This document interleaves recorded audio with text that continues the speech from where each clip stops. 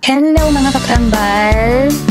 Ang ating video ngayon ay gagawa tayo ng banana cake na sa kawali lang. So, ayan guys, napalpak yung gawa ko na sunog. Ay, hindi ko napahinaan yung apoy. First time ko gumawa ng cake sa kawali.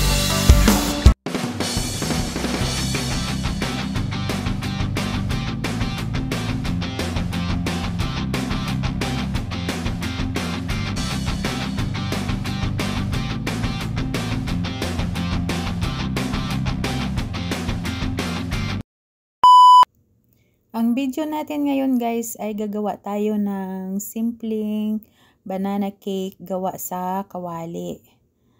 So mayroon tayong tatlong saging na hinog. Binalatan ko siya guys din. Hihiwain natin sa gitna ng pahaba. Hahatiin lang natin siya guys.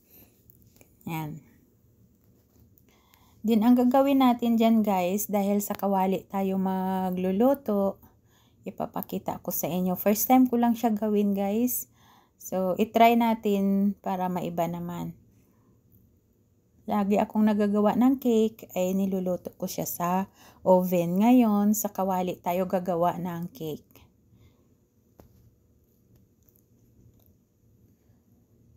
Mayroon tayong bowl.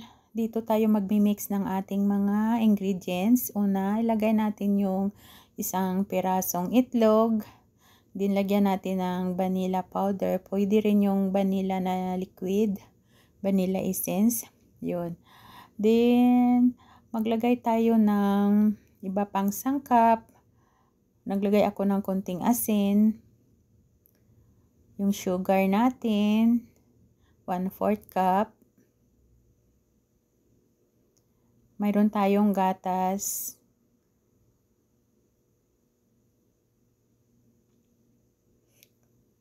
1 cup yung gatas natin guys. Then mayroon tayong 1/4 na cooking oil. Atin lang yan i-mix ang ating ingredients hanggang maghalo silang lahat guys. Hanggang sa matunaw yung ating sugar na nilagay.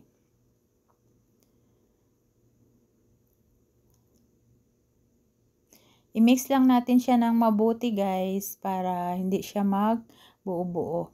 Then maglagay tayo ng ating ibang ingredients. Maglagay na tayo ng ating harina na 3 cup.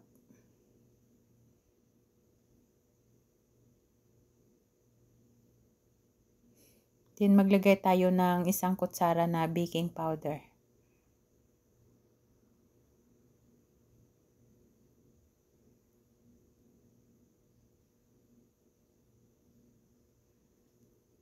Tatlong cup na harina yung lagay ko guys, pero 1/2 lang yung ginamit kong cup. Bali 1/2 cup talaga siya na malaki pag mayroon tayong kawali guys. Diyan natin lulutuin ang ating cake. Painitin lang natin konti, then maglagay tayo ng butter. 1/4 butter.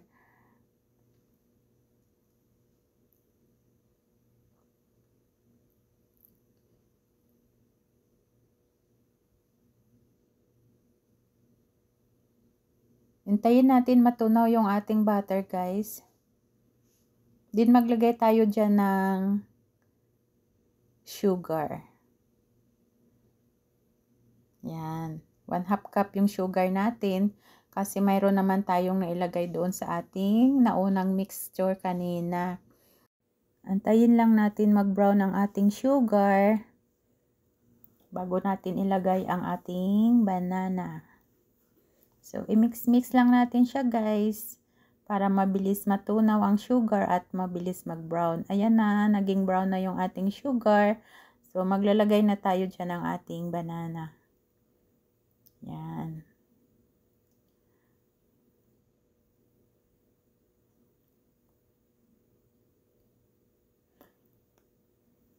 Dali 3 saging ginamit ko guys, naging 6 siya kasi hinati natin sa gitna. Dapat nasa low fire na siya ngayon guys. Ilalagay na natin siya sa low fire pag malagay natin yung banana.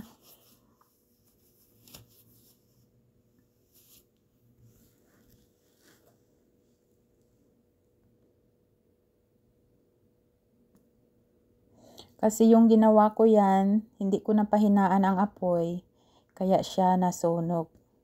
Pero ang lasa niya guys, masarap. Masarap siya. Yun lang, naging itim yung saging natin. Din ilalagay natin yung ating wet mixture. Yung ating gimix kanina na harina. Yan, ibuhos lang natin dyan sa taas. At i-flat lang natin siya ng kutsara guys, ganon. Pag matapos natin yan siya flat sa taas, yan, lagyan natin ng mixture yung mga gilid guys na hindi nalagyan para maging pantay yung ating cake. Din pagkatapos niyan guys, takpan lang natin siya. After 5 minutes, titingnan natin kung pwede na siya baliktarin. Ayan. Ganyan na yung texture na guys. Pero hindi ko sigurado kung ano na yung nangyari sa ilalim kasi first time ko pang ginawa. So, ibabaliktad din natin guys. Lagyan ko siya ng plato, then papataog ko siya diyan. Ganyan. So, yan ang nasa puwet niya guys.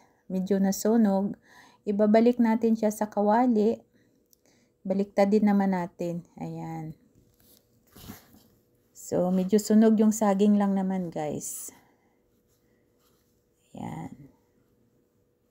So, itry natin ang ating cake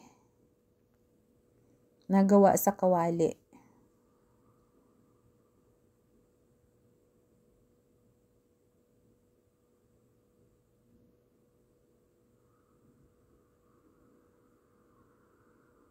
Ayan, malambot siya guys. Masarap ang ano niya, pagkagawa. Pero yun lang, nasunog siya.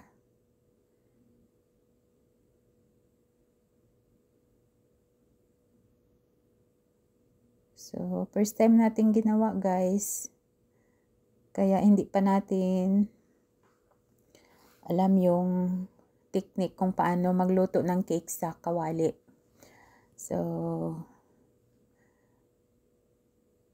lahat naman tayo hindi perfect. Kaya yan, mayroon tayong mga magagawa na minsan palpak. So, wag natin dibdibin yung mga palpak natin guys. Kasi minsan, dyan naman din tayo nakakakuha ng aral or dyan tayo natututo sa ating mali.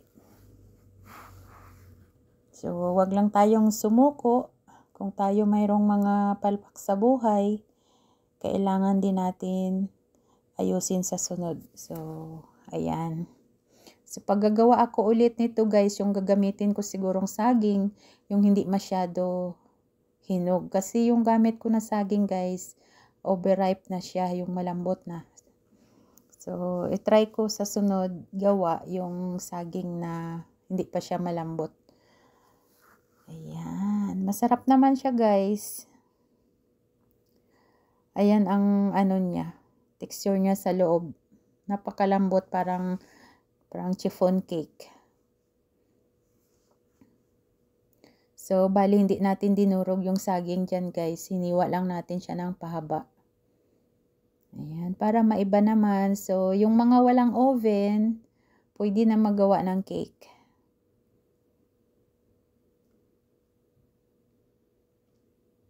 Gamit lang natin yung kawali. So, sana mayroon kayong natutunan sa aking video mga lalabs. Very simple lang siya. Gawin, madali lang. At nandyan lang sa ating kusina ang mga ingredients.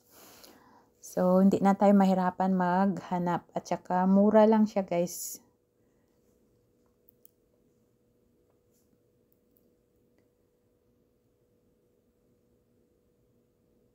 Ang lambot niya guys, sobra masarap. Sakto-sakto ang timpla niya. So, yun lang. Ang design niya sa taas is itim kasi nasunog. So, okay lang yun guys. Huwag tayo mawala ng pag-asa. Huwag tayong mapagod sa kakagawa ng pagkain.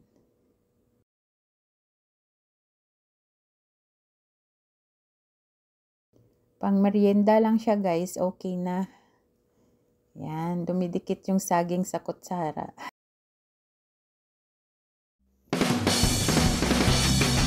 Thank you so much for watching guys. Please subscribe, like, and share my channel, Green and Green.